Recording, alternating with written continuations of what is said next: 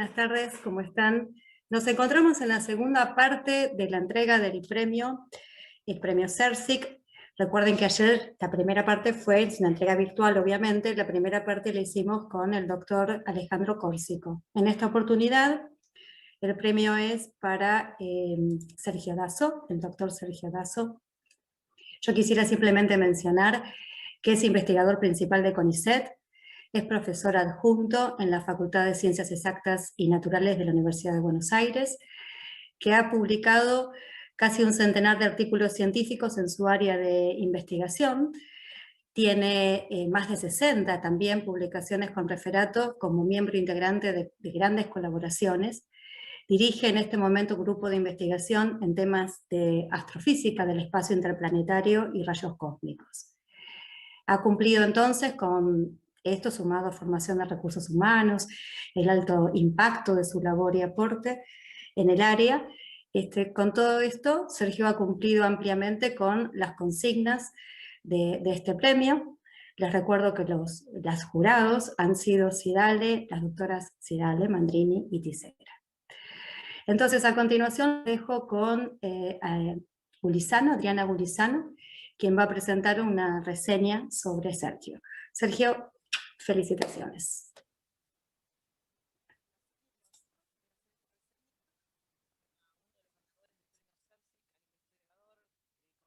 De este año, que es el doctor Sergio Dasso. Sergio hizo su doctorado y su licenciatura en la Universidad de Buenos Aires y su postdoctorado en la NASA. Ha sido director de proyectos nacionales financiados por CONICET, por el FONSIT, por el Ministerio de Defensa, por la Universidad de Buenos Aires. Fue director también del proyecto de cooperación internacional entre la agencia y Bélgica. Es miembro de las colaboraciones internacionales Piero Scher Observatory, Latin American Giant Observatory, entre otras. Fue miembro del comité de la edición E, Comisión 12, Solar Radiation and Structure de la International Astronomical Union.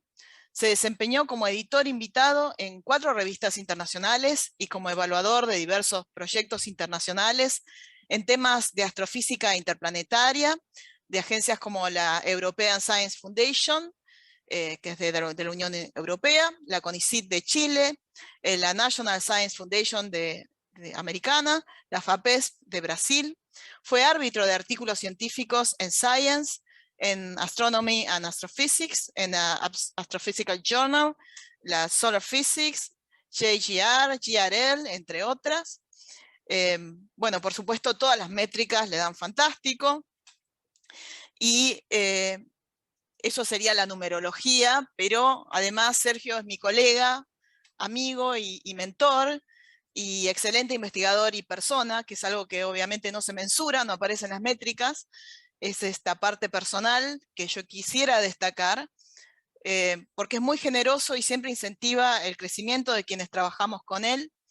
Él formó y dirige un grupo de investigación en temas de astrofísica del espacio interplanetario y rayos cósmicos, que pueden dar muy buena cuenta de esto que les estoy comentando ahora.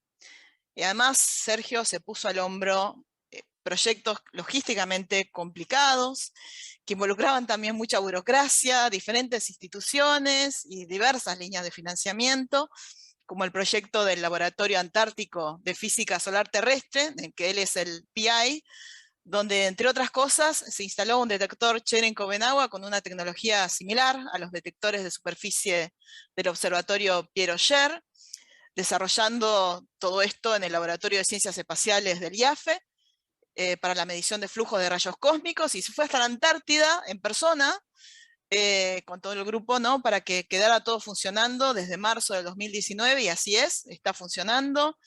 Y con lo que les quiero explicar con esto es que pone todo de sí, le apasiona la ciencia, tiene una visión estratégica y además sabe transmitir esa pasión. Es un excelente docente y comunicador porque no se detuvo en los papers o en los capítulos de libros científicos, sino que además escribió un libro de divulgación. Y por si esto fuera poco, tiene tanto compromiso, digamos, con la comunidad académica, que además hace gestión y es jefe de departamento en exactas en el DECAO acá en la UBA, y también ha participado activamente en la formación de recursos humanos en Argentina y también en el exterior. Acá en la UBA dirigió 4 tesis doctorales, está dirigiendo 2 más. 5 tesis de licenciatura como director, está dirigiendo 2 más, y 2 como codirector, y también 6 laboratorios de los últimos años de la carrera de física acá en el IAFE. También implementó y dictó cursos y espacios curriculares nuevos de su especialidad, como profesor de la Facultad de Ciencias Exactas y Naturales de la Universidad de Buenos Aires, lo que por supuesto da cuenta de su calidad como docente, aportando también a la formación de un gran número de estudiantes, tanto de grado como de posgrado. Y yo quiero destacar también su empeño para fomentar que estos estudiantes que ha dirigido y que dirige presenten sus trabajos en los congresos y apliquen a becas para lograr su crecimiento tanto científico como profesional y generar este ambiente fructífero para la generación de ideas y de conocimiento. Así que, para terminar, lo que les puedo decir es que yo coincido con la clasificación que hacía Bertolt Brecht respecto de las personas buenas, ¿no? Están las buenas, están las mejores y están las esenciales. Yo agregaría que las esenciales son las que hacen que las cosas sucedan. Y yo tuve la fortuna de toparme en mi carrera con estas personas esenciales y sin lugar a dudas, Sergio es una de ellas.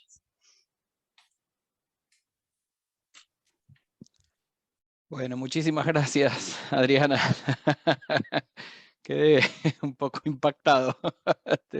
Le súper agradezco a Gabriela y a Adriana. Voy a compartir pantalla para comenzar mi presentación.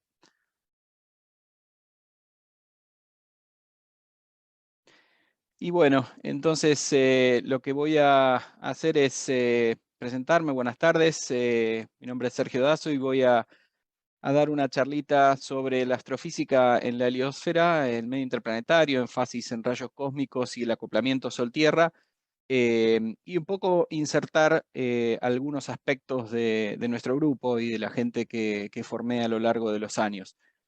Esta es una fotografía de nuestro laboratorio en Marambio, en base Marambio en la Antártida.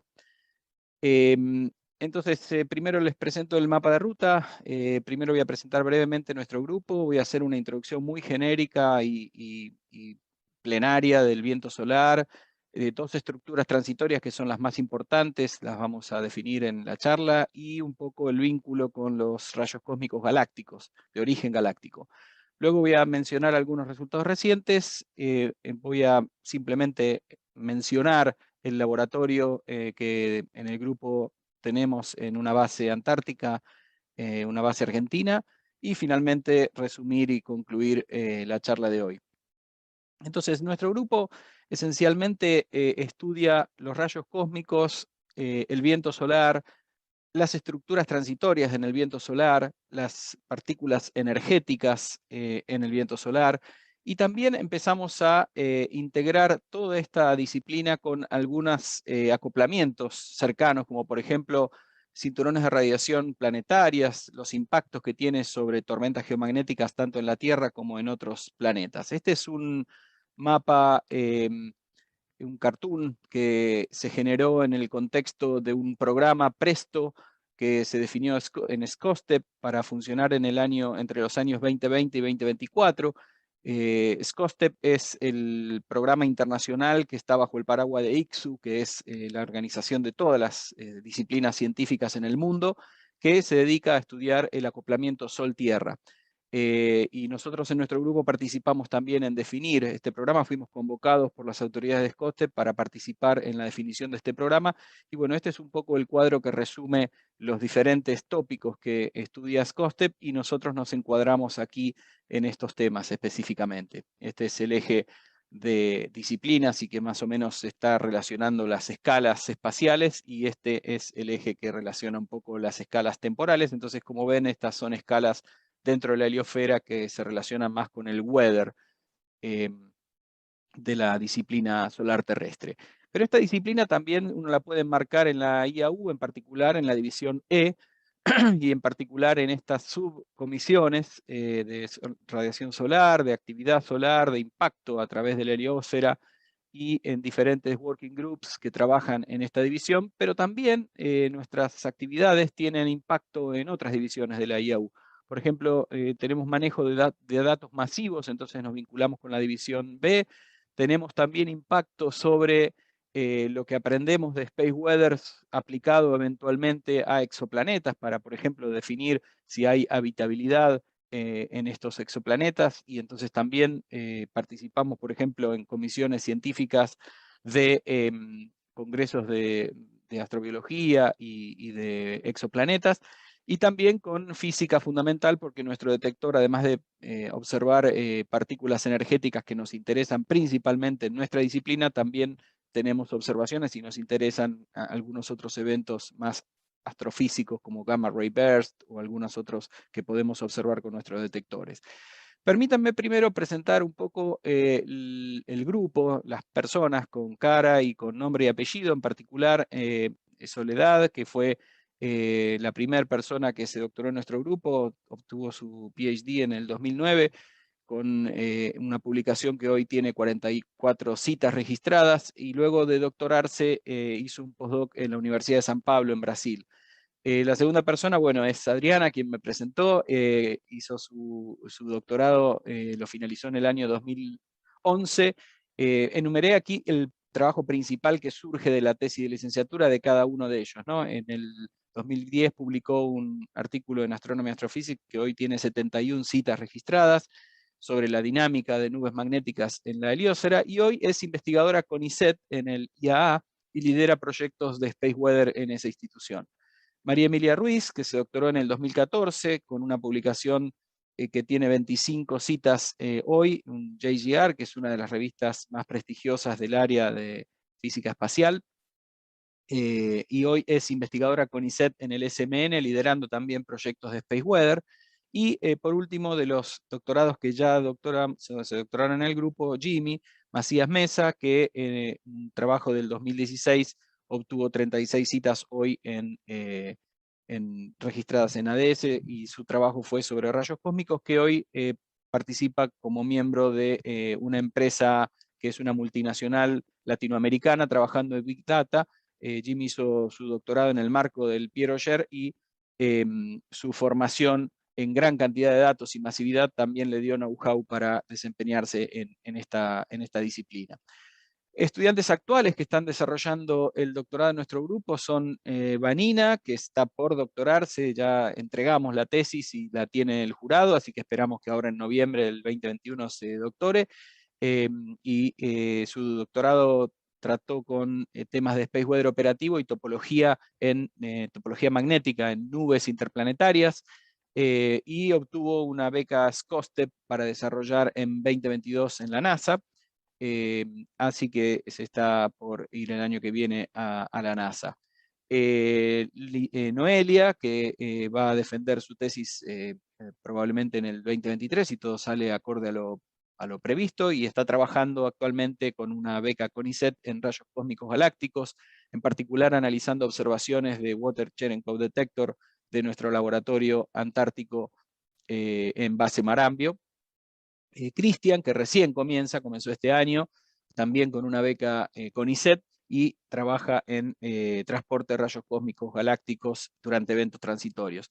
A lo largo de la charla quiero mencionar que voy a mechar, cuando dé la puesta al día de los resultados, los trabajos de estas 7 personas que son parte de nuestro grupo, o fueron parte de nuestro grupo. Bueno, estudiantes recientes de la tesis de licenciatura. Antonio, que finalizó la tesis de licenciatura en el año 2019 en cinturones de radiación en entornos planetarios, y actualmente está haciendo su doctorado en Leuven, en Bélgica.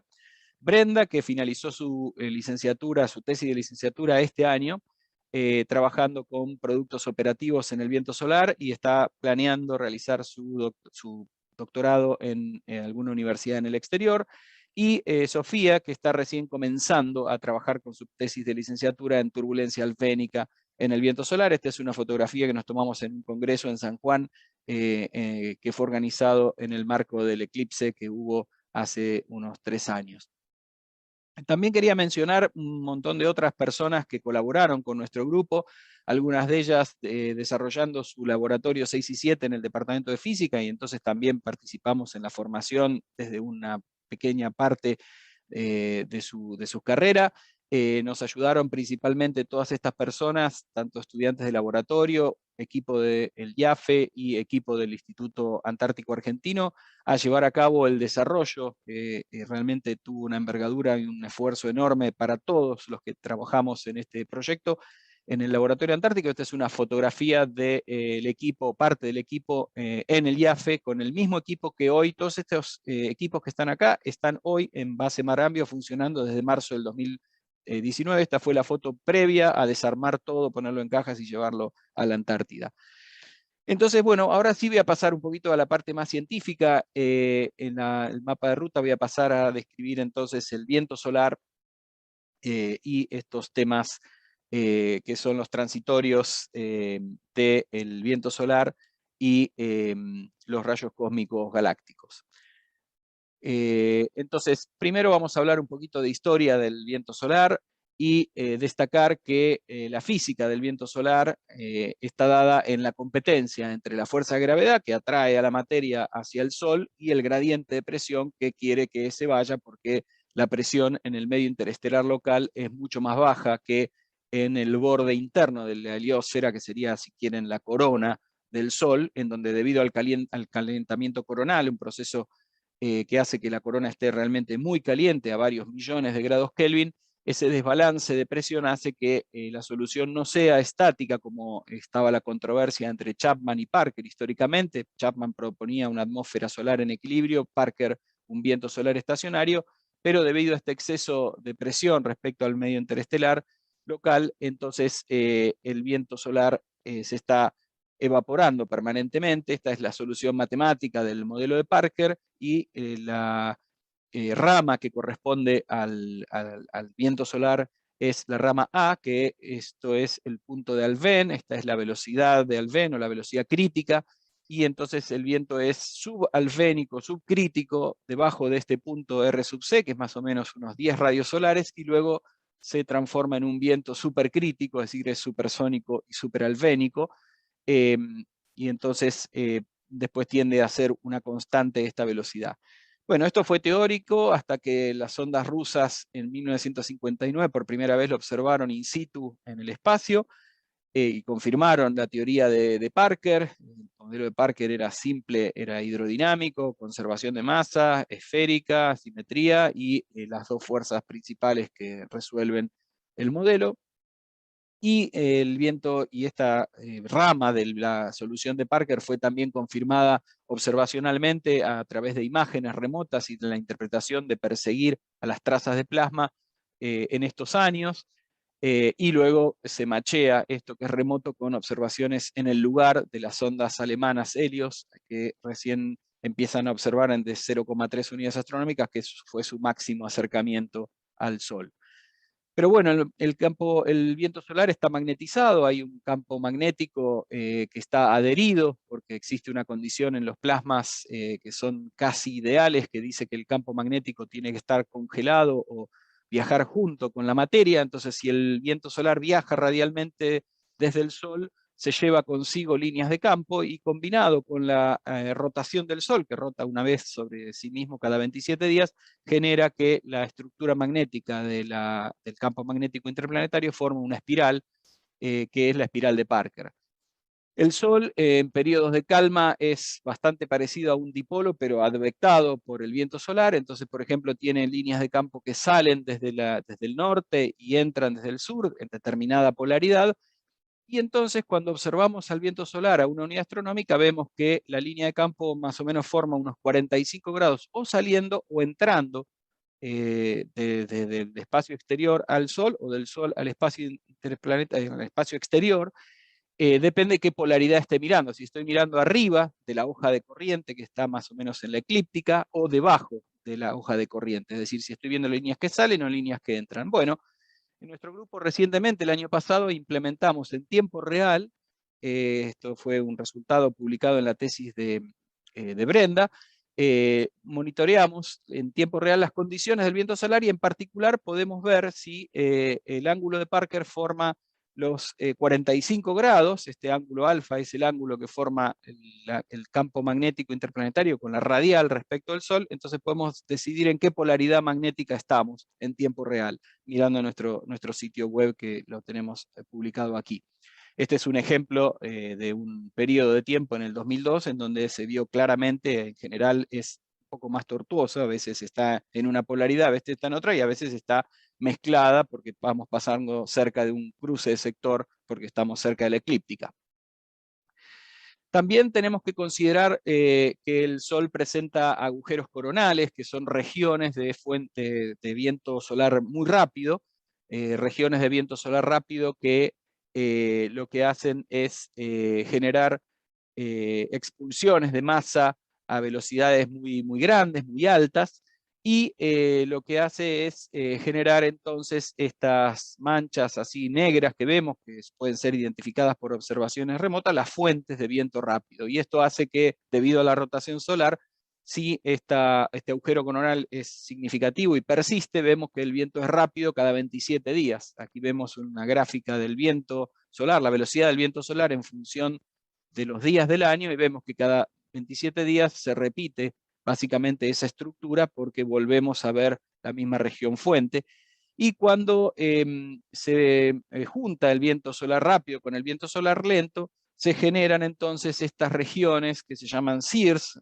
SIRS viene de regiones de interacción de corrientes de flujo en inglés, y esto corresponde a tener un viento rápido que comprime una región porque delante de él tenemos un viento lento. Entonces esta región es la región de compresión entre el viento rápido y el viento lento, y esto va a generar compresión del plasma interplanetario, con lo cual se va a calentar el plasma, se va a poner más denso, porque si se comprime y se conserva la masa, incrementa la densidad. También la conservación del flujo magnético hace que haya incrementos de campo magnético en estas regiones de compresión, todo consecuencia de esta interacción entre viento rápido y viento lento, que hace que estas SIRS sean realmente regiones importantes a considerar en el viento solar.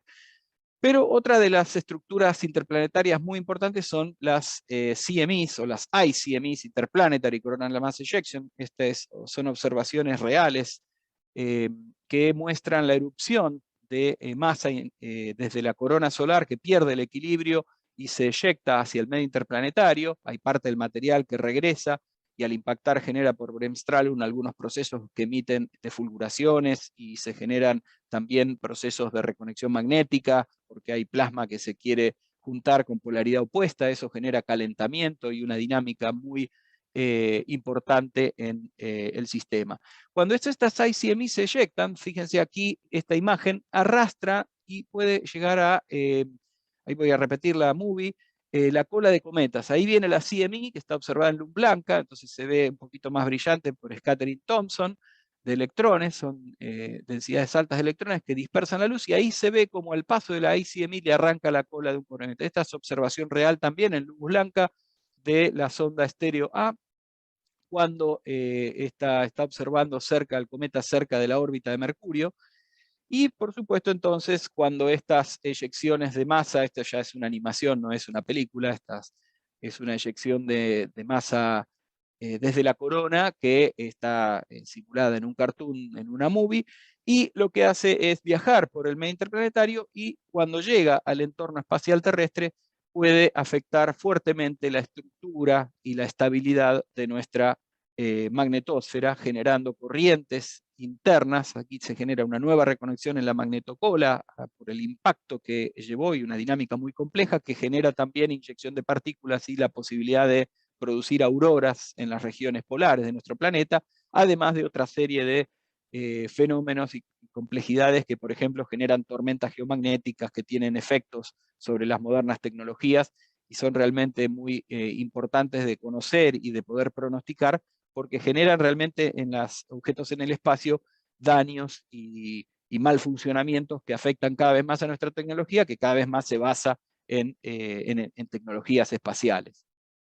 Aquí tenemos el cartoon entonces de lo que sería una ICME en el viento solar y una SIRS en el viento solar, entonces regiones de interacción entre viento rápido y viento lento, y eyecciones, que en general esta estructura que conduce en la onda de choque, tiene onda de choque, una vaina, creta material, cuando va viajando por el medio interplanetario, esta ICME, la estructura que conduce es un flux rope, es una estructura bastante ordenada de las líneas de campo magnético y es posible de comprender, y es importante también que se comprenda porque esta onda de choque acelera partículas que también pueden afectar al entorno espacial de la Tierra y generar un montón de dinámica en la heliosfera.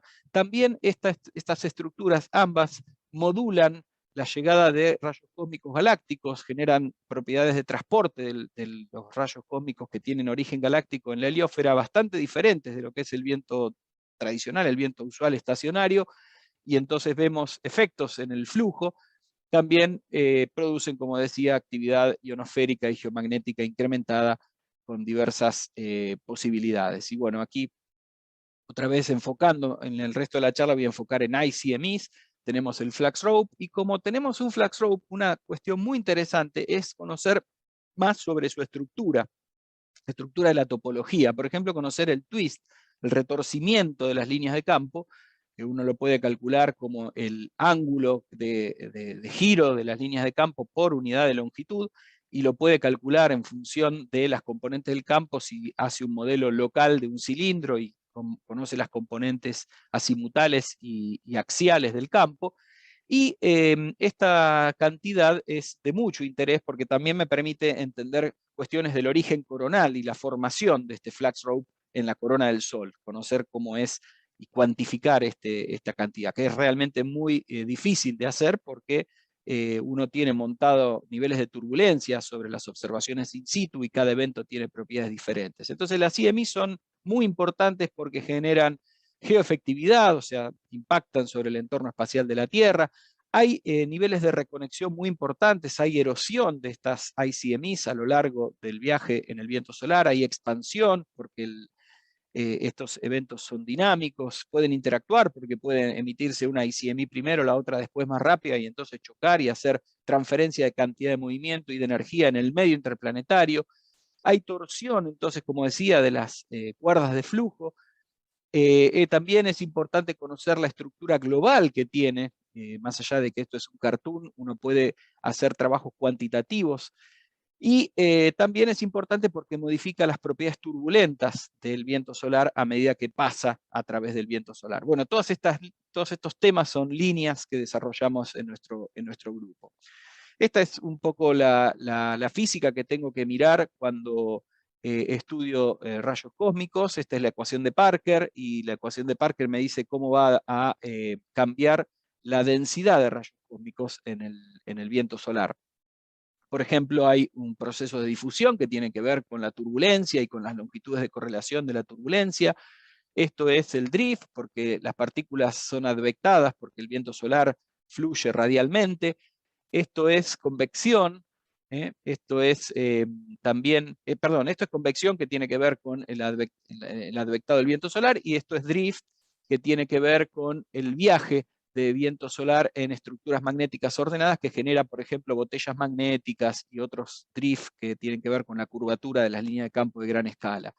También tenemos calentamiento adiabático por culpa de la expansión o compresión, que este proceso es básicamente está relacionado con si hay una estructura que hace que la partícula rebote, si se está expandiendo, y hacemos la analogía de un juego de ping pong con los jugadores expandiéndose, la pelotita va a ir cada vez más lenta, va a perder energía. Entonces esta pérdida de energía se llama adiabatic cooling, porque esta expansión en realidad está relacionada con la expansión y con el enfriamiento del viento solar, y genera pérdida de energía en los rayos cósmicos. Aquí vemos un cartoon de cómo se expande la ICME, cómo quieren los rayos cósmicos ingresar en la estructura, que es magnéticamente cerrada, y no lo pueden hacer solo a través de cross diffusion. Entonces la difusión perpendicular a las líneas de campo regulares del medio interplanetario necesita de la turbulencia para poder ser explicada, y esto es otro de los temas entonces de interés para entender cómo es el transporte de los rayos cósmicos, no solamente en la heliosfera, sino que lo que podamos aprender en un laboratorio más cercano que tenemos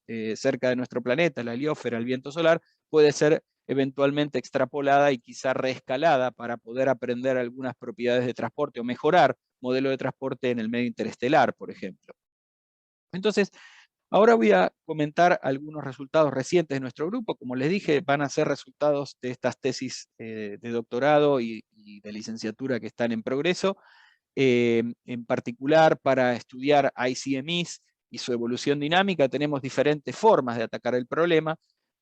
Una forma es estudiar un case study, es decir, tomar un evento y estudiar ese evento en profundidad, combinando modelos, instrumentos, hacer una serie de approaches, desde todos los ángulos posibles para un determinado evento que podemos ver en perfecta profundidad.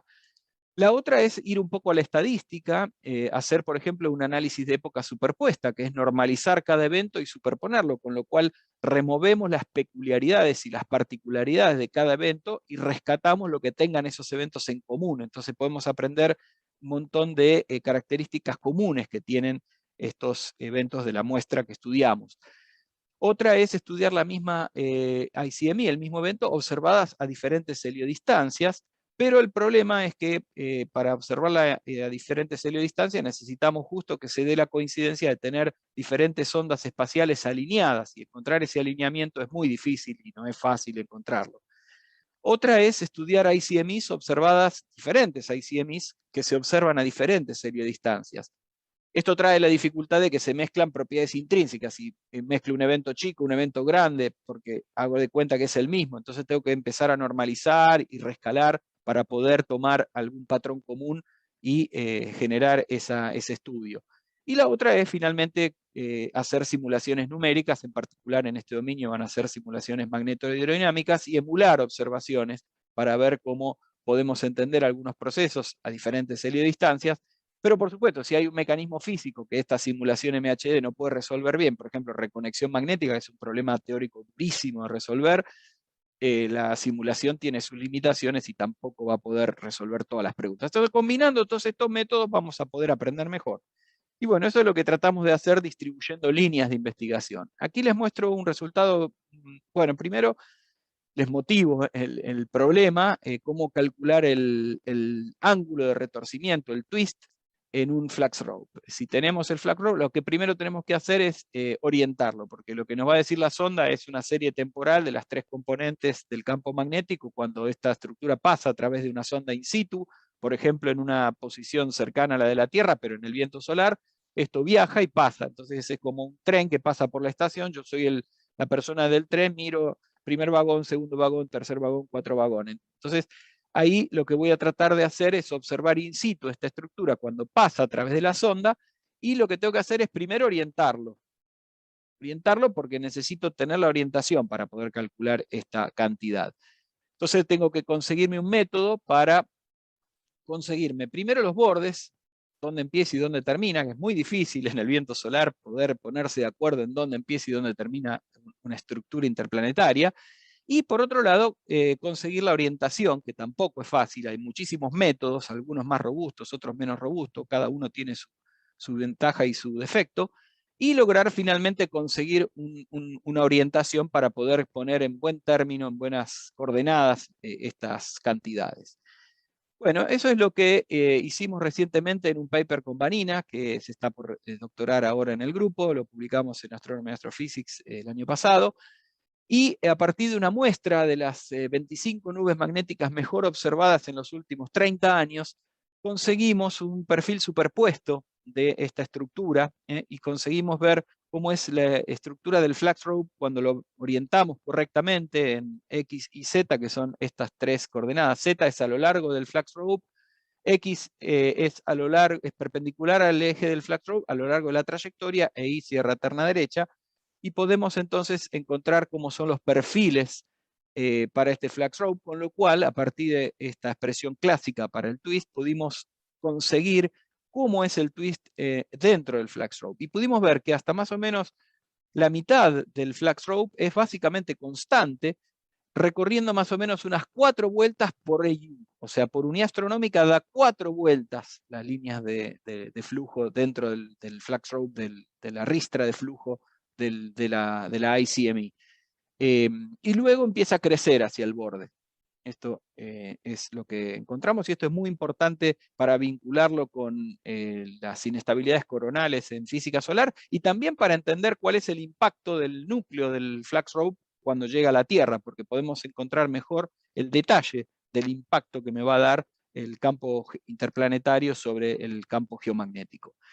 Este es un trabajo que publicamos con Jimmy, también haciendo superpose de POC, pero clasificando en nubes lentas y nubes rápidas, porque lo que encontramos es que las ICMI son bimodales. Las nubes lentas y las nubes rápidas se comportan radicalmente diferentes. Por ejemplo, las nubes lentas son bastante más simétricas. Este es el campo magnético que se observa dentro de la nube magnética del flux rope de la ICMI. Es bastante simétrico, mientras que las rápidas, fíjense que es muy asimétrico. Es mucho más intenso en el frente y mucho más lento hacia el final del evento. También encontramos que la región que acreta material en el viento solar, la vaina, porque esta onda de choque avanza en el viento solar y material del viento solar pasa a través de la vaina y va llenando toda esta región, pasa a través del choque y va llenando toda esta región, que es la vaina, la turbulent sheath, en donde hay material turbulento acumulado. Y en las nubes lentas se observó que hay tanto tiempo, porque son lentas, que son más viejas, tardan más tiempo en llegar desde que se eyectan desde el Sol hasta llegar a la Tierra. Estas son observaciones a una unidad astronómica en el entorno espacial de la Tierra, pero en el viento solar. Vemos que el perfil de velocidad es indistinguible porque ya está relajada. La velocidad de la vaina está relajada y termalizó, relajó con respecto a la expansión que se ve en el interior. Este es el perfil de velocidades, que si el frente viaja más rápido que la cola, quiere decir que se expande. Es como un tren, que la punta, la máquina del tren viaja más rápido. Entonces, si la cola viaja más lento, quiere decir que se está expandiendo. Mientras que en los eventos rápidos, la vaina no está en equilibrio, no termalizó, no termalizó en el sentido termodinámico, sino de relajación mecánica, mecánica y fuerzas magnéticas, o sea, es MHD. Esto todavía está diferente, en realidad se está comprimiendo la vaina en las nubes rápidas, porque como son rápidas aún jóvenes, y al ser jóvenes todavía no lograron encontrar ese meta-equilibrio que sí encontraron las nubes lentas. Esto es como alguno de los resultados que encontramos en este trabajito. En este trabajo también nos involucramos con rayos cósmicos, estudiamos el perfil sobre detectores de neutrones, que son los detectores clásicos para observar rayos cósmicos a nivel de la Tierra, observan los neutrones secundarios de los primarios galácticos. Este es un perfil típico de Forbush, de lo que se llama un Forbush decrease, que es el decrecimiento de rayos cósmicos que se observa a nivel de la Tierra cuando pasa por ejemplo, una ICMI por la Tierra. Aquí se observa el campo interplanetario, la velocidad, lo que observamos antes, las fluctuaciones magnéticas, que da un nivel de la turbulencia. Y aquí se observa que sincrónicamente con la llegada de la ICMI se observa el decrecimiento de rayos cósmicos, hasta un 7% de menos cantidad de neutrones cósmicos que se observa. Y pudimos incluso modelar con un modelo semiempírico en función de dos mecanismos físicos las fluctuaciones y el campo magnético intenso que tienen estas estructuras para describir el perfil del flux rope en función de los perfiles observados del medio interplanetario. Entonces pudimos encontrar que el decrecimiento de rayos cósmicos va a tener que ver con una parte que tiene que ver con el exceso de fluctuaciones y una parte que tiene que ver con el exceso de campo magnético por encima de un cierto threshold, y entonces encontramos cuál es el nivel del threshold de B0 y de las fluctuaciones en B0. Estas son niveles parámetros que me regulan el cambio en la vaina, cuando se termina la vaina y empieza el flux rope. Es un detalle técnico, pero lo que encontramos es básicamente que esos dos mecanismos me explicarían el decrecimiento. Este es un trabajo reciente que todavía no lo publicamos, está en la tesis de licenciatura de Cristian, y lo que muestra es la diferencia en el Forbush, acá está de nuevo el Forbush, entre los eventos SIRS, que son las transiciones entre viento rápido y viento lento, y los eventos ICMI. Y como ven, es muy diferente la estructura magnética, la estructura del campo de velocidades, la densidad, la temperatura y el decrecimiento Forbush. Son diferencias muy importantes en todas las características de estos eventos. Por ejemplo, el campo magnético de los SIRS es muy simétrico, mientras que los eventos ICMI tienden a ser bastante antisimétricos, y esa asimetría la hereda el perfil del Forbush que genera. Bueno, aquí me voy a detener en la expansión de las nubes magnéticas, las ICMEs, cuando viajan en el viento solar.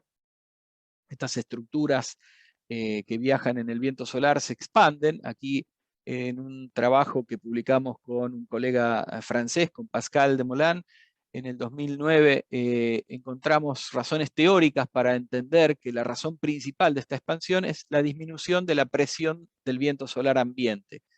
Si uno ve cómo decrece la presión del viento solar, decrece 6 órdenes de magnitud entre 0,1 y 1 unidad astronómica, y 10 unidades astronómicas, perdón.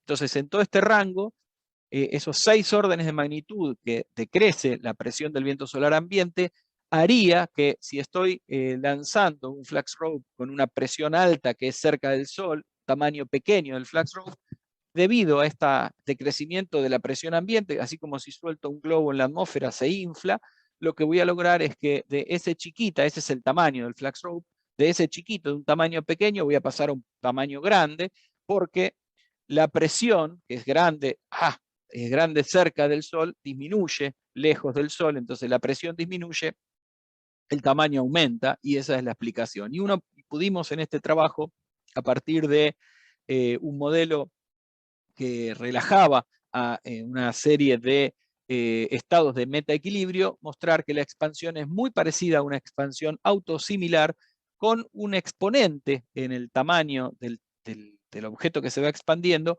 con una potencia de la heliodistancia, la distancia al Sol, que va a ser igual a 1/4 de cómo decae la potencia de la presión. Y que como la presión decae como un valor parecido a 2.8, esto va a crecer como 0.7. Es decir, que hay una relación entre el parámetro seda, que es este coeficiente 0,7 con que incremento el tamaño de la estructura, con el coeficiente que me dice cuánto disminuye el tamaño de la presión. Bueno, y entonces, viendo esta situación, entonces vemos que si vemos in situ a las observaciones de la velocidad del viento solar, también a partir de la pendiente que tiene esta velocidad lineal que corresponde a la expansión autosimilar, y como decía recién, si primero observo que viaja más rápido y después observo que viaja más lento, quiere decir que se expande, podemos también encontrar cuál es el valor seda que correspondería a la expansión local. Y eso lo exploramos junto con Adriana, es parte de la tesis doctoral de Adriana, y lo publicó en Astronomy and Astrophysics en el 2010 y en otro Astronomy and Astrophysics en el 2012, utilizando observaciones de Ulises en la heliosfera externa, que a veces ese seda que se observaba localmente no era 0,7, sino que a veces era más grande, a veces era más chico, incluso algunos eventos hasta estaban en compresión. ¿Sí? La pendiente era inversa y se estaban comprimiendo. Y pudimos interpretar, este es un gráfico que está en el paper de Adriana, que este tamaño crecería globalmente con esta potencia S a la seda, pero que a veces, debido a compresión, por ejemplo, por un viento rápido que viene detrás del flux rope, o por un viento lento que se encuentra en el frente del flux rope, se comprime esta estructura, y entonces localmente, dependiendo en dónde la podemos observar, si justo la observamos acá, se comprime, y entonces encontramos un seda negativo, porque quiere decir que se está comprimiendo. Y luego, cuando esta interacción finaliza, hay una compresión, una expansión extra, porque se tiene que adaptar a la presión del viento solar en ese momento, que es mucho más grande. Entonces, si primero se comprimió, luego se tiene que sobreexpandir para lograr alcanzar el tamaño que le corresponde a esa distancia. Y entonces eso también explica eventos que tienen una expansión muy grande, mucho mayor del 0,7 anticipado. Entonces esto explicaría esas diferencias.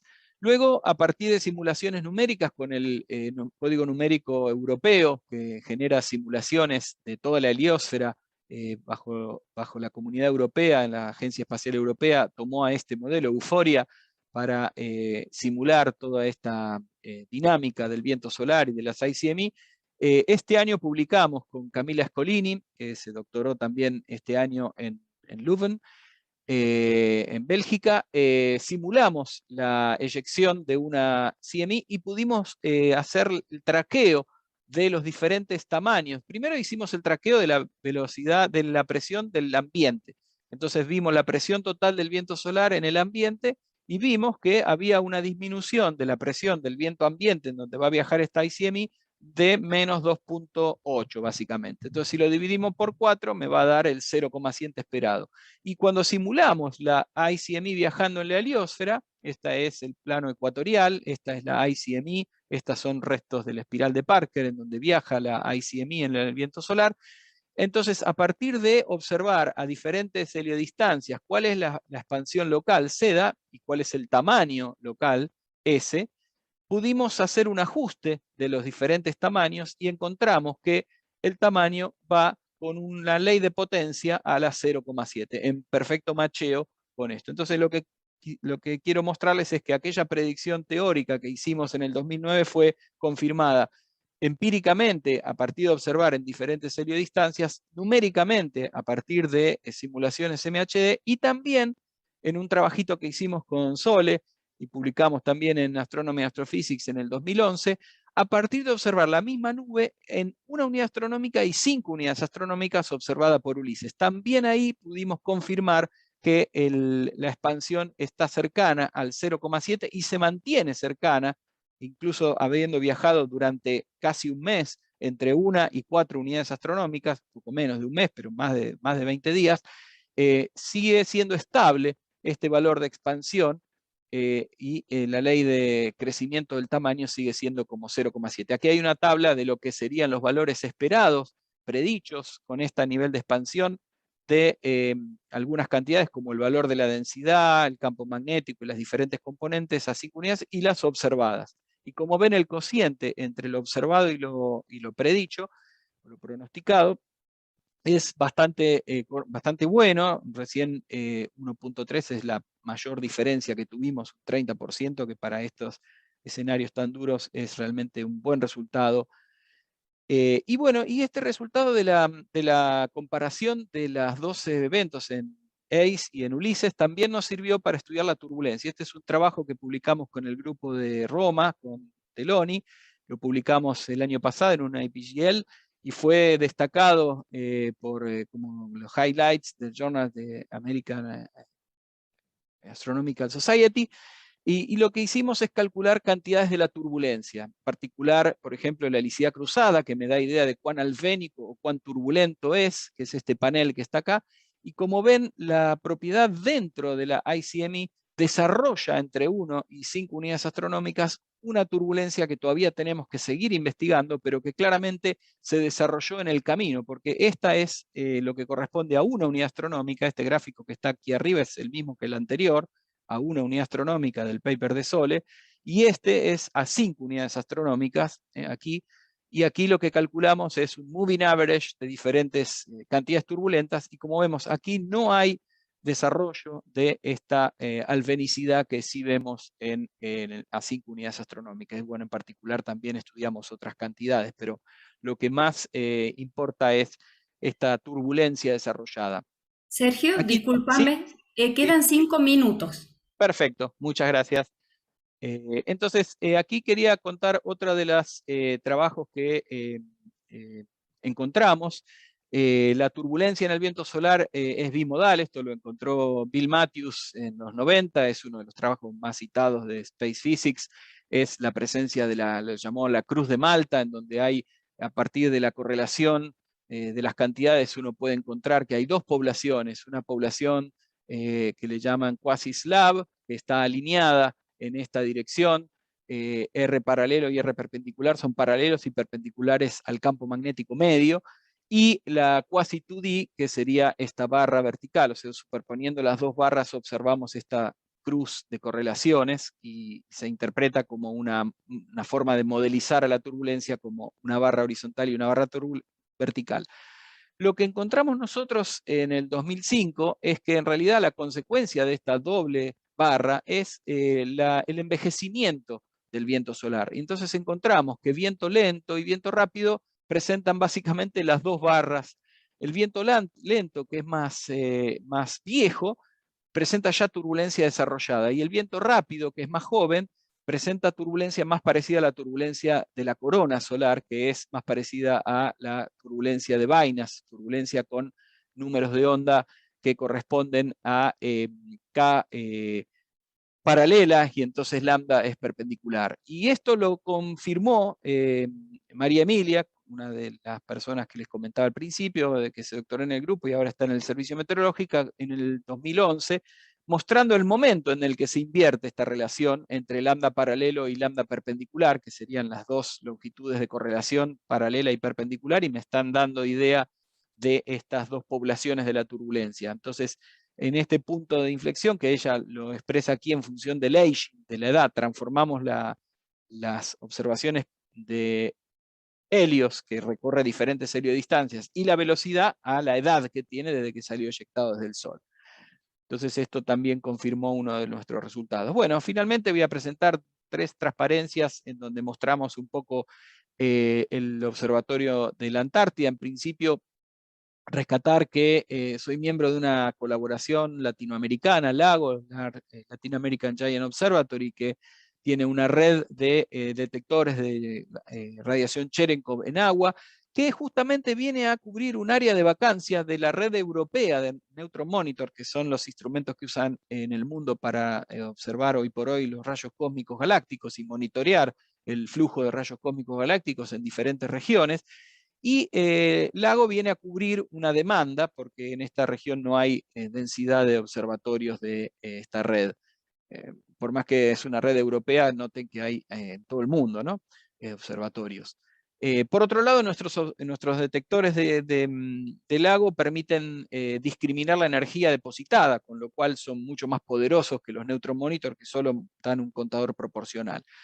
Entonces, bueno, como les decía un poco Adriana en la introducción, desarrollamos en el Laboratorio de Ciencias Espaciales del IAFE un detector Cherenkov en agua, lo adaptamos a condiciones antárticas, le hicimos el capuchón afuera para evitar condensación de agua por cambios de temperatura, hicimos todo un desarrollo que duró más de 5 años a lo largo de nuestro trabajo de desarrollo, y finalmente en el año 2019 instalamos un laboratorio que no solamente tiene un detector, que es nuestro instrumento emblemático, porque desarrollamos nosotros y es bien original, porque es un detector puesto en una región de alta latitud, cerca de los polos, donde dijimos que las partículas, cuando se generan estos eventos de space weather, tienden a penetrar y a decaer. Pero bueno, nuestro laboratorio tiene además una telemetría en 5 minutos de tiempo real, desde que se mide en la Antártida hasta que llegan a nuestros servidores en Buenos Aires, y está funcionando perfectamente, una estación meteorológica, un magnetómetro, receptores de GPS para etiquetar el tiempo de los datos, control térmico de la sala, que hoy por hoy está entre los 20 y los 23 grados todo el tiempo, desde hace varios años. Aquí alguna foto, aquí es dentro del interior, el interior del laboratorio. Este es el laboratorio, este es observando un poco nuestro laboratorio en el exterior y la Vía Láctea, que es el origen de los rayos cósmicos que nosotros observamos ahí adentro con nuestro detector. Y bueno, esta es la dificultad que tuvimos para expresar un poco la dificultad que tuvimos en la instalación. Bueno, estos son los primeros resultados. Como lo instalamos en el 2019, ya tenemos resultados. Esta es una comparación con Neutron Monitor en Oulu y en Apati, que son Neutron Monitor detectores de partículas en Finlandia y en Rusia.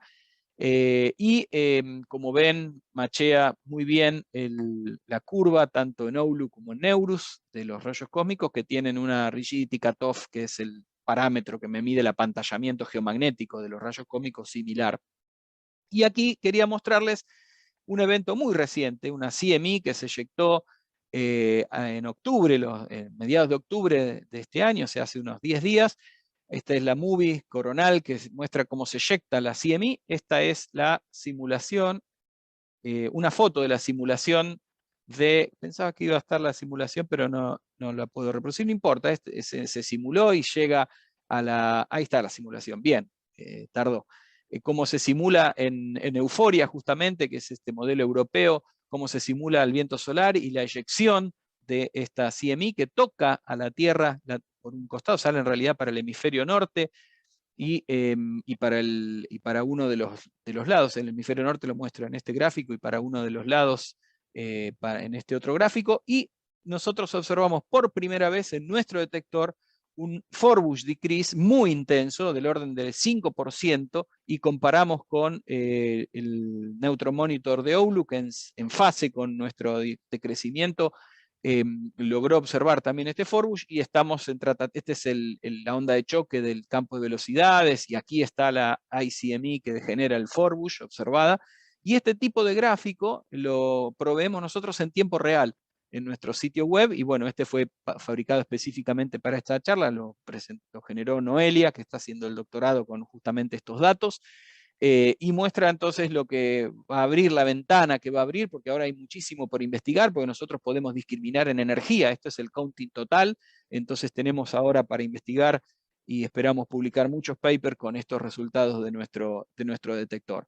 Así que bueno, para no excederme en el tiempo, finalmente, así una especie de resumen y conclusiones, que las ICME son los eventos transitorios en el viento solar más geoefectivos, no solo para desencadenar las tormentas geomagnéticas más intensas, sino que también para modificar las condiciones turbulentas en el viento solar, modificar las condiciones de transporte de rayos cósmicos galácticos que viajan en el viento solar, etc. Y las ICMEs, para entender estos mecanismos, es crucial mejorar el conocimiento de estas propiedades y mecanismos de evolución. En particular, nosotros ya pusimos nuestra cuota, nuestro grano de arena para entender mejor la expansión, la torsión de líneas de campo, propiedades turbulentas en las diferentes subestructuras de las ICMEs. También aportamos, no lo mostré en la charla, erosión y reconexión en ICME. Fuimos los primeros que mostramos evidencia empírica del proceso de reconexión en el viento solar de ICMEs. También mostramos cuantificamos diferentes procesos que ocurren en la interacción entre ICMEs, cuando viene una ICME rápida y golpea una lenta. También cuantificamos la forma global de la estructura y otros aportes varios. Entonces, con nuestras investigaciones aportamos al mejor conocimiento de varias de estas preguntas, que algunas de ellas siguen abiertas, otras más, otras menos, y además volcamos nuestro conocimiento a la sociedad, porque por ejemplo participamos en auditorías que hizo la Organización Mundial de la Meteorología como miembro del panel de Space Weather de la Organización Mundial de Meteorología. Auditamos a NOAA y a centros europeos. Estas son fotos cuando participé en estas auditorías. Esto es una foto en NOAA, esto es en el Finnish Meteorological Institute en Finlandia, y esto es en Met Office en UK, que sería como el servicio meteorológico de UK, servicio meteorológico de USA y servicio meteorológico de Finlandia, que están trabajando en servicio operativo de Space Weather, haciendo física solar, medio interplanetario, magnetosfera y alta atmósfera. Colaboramos con el Servicio Meteorológico Nacional, desarrollando, ayudando a productos operativos. Colaboramos con CONAE, estamos actualmente desarrollando productos para estimar el contenido de electrónicos total, llamado como TEC, usando datos de SAUCOM. Y también realizamos formación de recursos humanos, por ejemplo, todos estos doctorandos y licenciaturas, dando los cursos, como comentaba Adriana al principio, pero también dictando cursos para estudiantes latinoamericanos. Actualmente, por ejemplo, estamos dictando un curso de estos temas para estudiantes de Latinoamérica, aprovechando la virtualidad del curso, tuvimos una gran presencia. Aquí están los números de los diferentes países que están como alumnos actualmente en nuestro curso.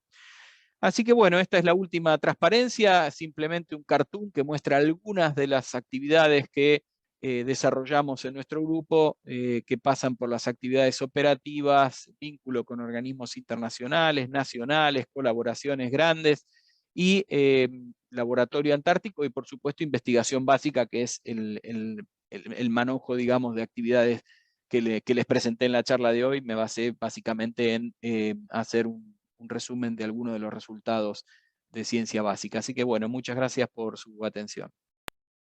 Bueno, muchas gracias, Sergio, por la charla. Fue una charla muy linda, la verdad. Bueno, quiero felicitarte justamente por el premio CERSIC, quien fuera y sigue siendo uno de los pilares del Observatorio Astronómico de Córdoba. Y vamos a ver si hay alguna mano levantada, y si no, voy a aprovechar. Ah, sí, tenemos una mano levantada. Si no, iba a aprovechar para preguntarte yo. Es usuario 1, no está identificado de otra manera. Si le pueden abrir el micrófono. Sí, hola, ¿me escuchan? Sí. ¿Sí? Alberto Vázquez. Sí, Ah, no sé por Alberto. qué salí como usuario 1. A ver, ahí conecté. Sí, rarísimo. Bueno, un comentario quería hacer, Sergio, pero primero felicitaciones por el premio, Bueno, gracias. muy merecido, y felicitaciones al grupo y por todo el trabajo que hacen, que es realmente un orgullo y es un trabajo muy pionero, muy interesante. No, el comentario que te quería hacer es, vos mencionabas recién las comparaciones con las corridas de Euforia.